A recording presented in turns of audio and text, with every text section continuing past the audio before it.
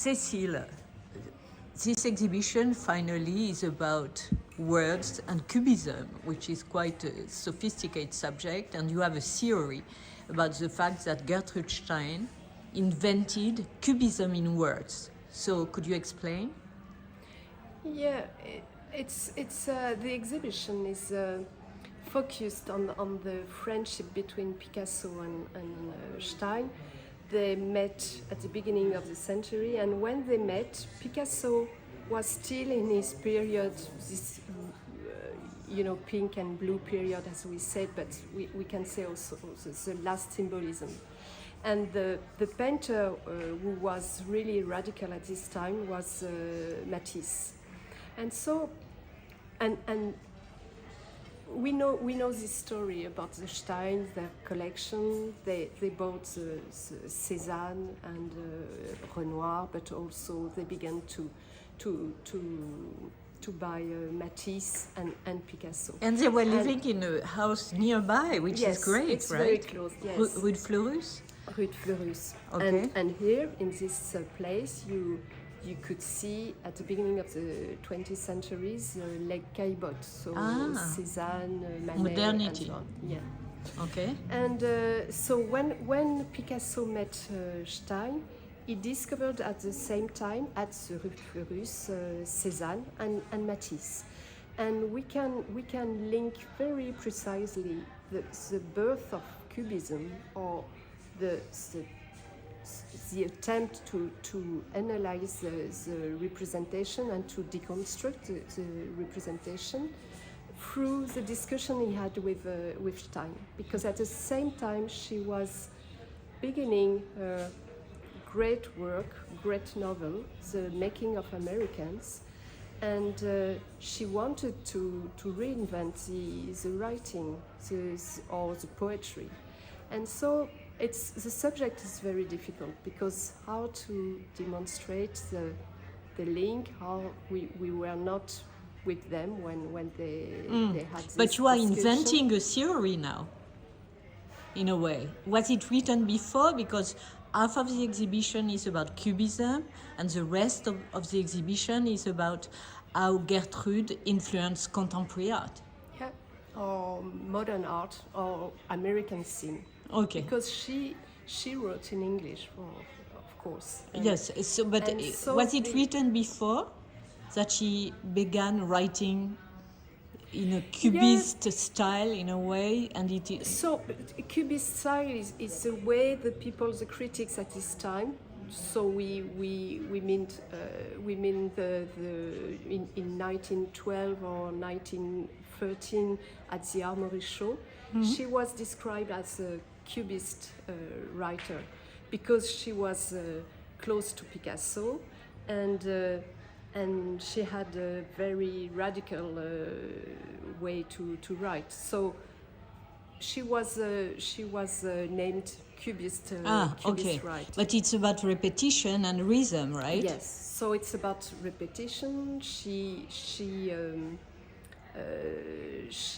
write very with a very few vocabulary, very simple, and she tried to use only verbs and adjectives, and she tried to describe a state rather to represent something or somebody. So after the war, what happened? Because they rediscover her, right? So after the war, we can say at the beginning of the 30s, at the same time of the reception of Picasso and Cubism in the new MoMA, because the MoMA was built to display the modernism and to invent the modernism has a history for legitimate the new American art. So Alfred Barr, the first director, organized this show on Cubism and abstraction in 1936, and then in 1937 the Demoiselles d'Avignon were bought by the MoMA, and was this painting became the sort of icon of modernism. And at the same time, the book, the autobiography of Aristoclas, so the book in which Gertrude Stein told all the story about her friendship with Picasso and the heroic years in Paris, gained a huge success in America. Ah, so 36. Yeah, 33. Ah, okay. 33, and in 34 she came to America and she made a tour with conferences, and so it was the beginning of a reception in America. And one man was completely struck by her poetry rather than her story and the Salon of Rue de Fleurus. It was John Cage. And John Cage... Early on or later? In 32, he wrote his first musical composition with the text by Gertrude Stein. And then we know that John Cage was the spirit of the New York underground in the 50s. And this is the first real influence that we can trace in America. But is it your theory, or you have read about it before? Is it completely new? Everything here is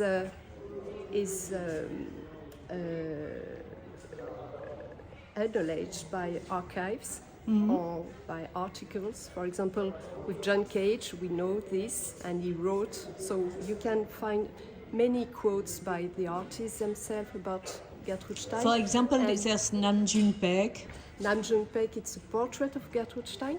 Yes, this is crazy, right? Because Gertrude Stein was really a big reference for the postmodern dance, for the Fluxus, American Fluxus movement, and or for example for Carl André with his poetry. The model was Gertrude Stein, of course. Wow. And so we try to select works that are directly linked to Stein, and we explain it in the labels.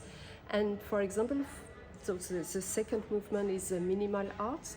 You have a very famous article by Barbara Rose, the art critic, the ABC art. So it's the first article that defined the minimal art, and she said that Gertrude Stein poetry was the main influence for this movement. So you have Kossuth, Carl André. And was there any exhibition about that in America?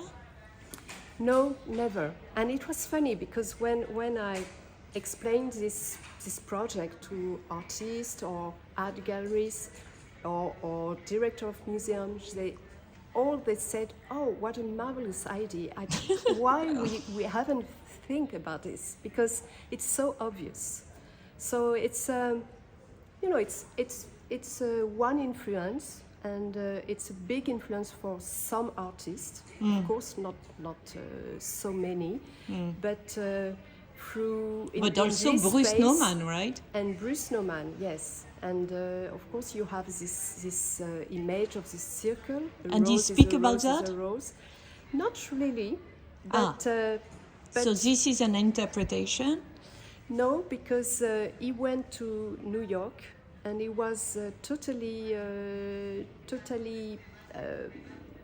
included in the Fluxus movement at this time. So the link is very, very clear. But sometimes it's not. You have some works that quote Stein, for example, the Kossuth piece with a sentence in 5 colors, and you have the poem by Stein, 5 words in a line. So this is a sort of play with Stein, but you have also others works which are more in a mood of Stein. Yeah. And so we miss one painting, which is a portrait of Gertrude Stein by Picasso, right? Yeah, but... did you try to have it? No, because I knew that it was already involved in a big project at the Reina Sofia about the 1906. We help also this project, but for me, of course, it would be great to have it. But for me, it was I wasn't focused, but the works that Stein belonged because it was. More about influence and the exchange with Picasso. And the portrait by Picasso, of course, played a huge role in her popularity and her myth. But you can see it through many quotes. For example, in a Rauschenberg lithograph, you can see the portrait. Warhol, of course, it's a way to. But it's a very Cézannian painting. Yeah, yeah. Merci beaucoup.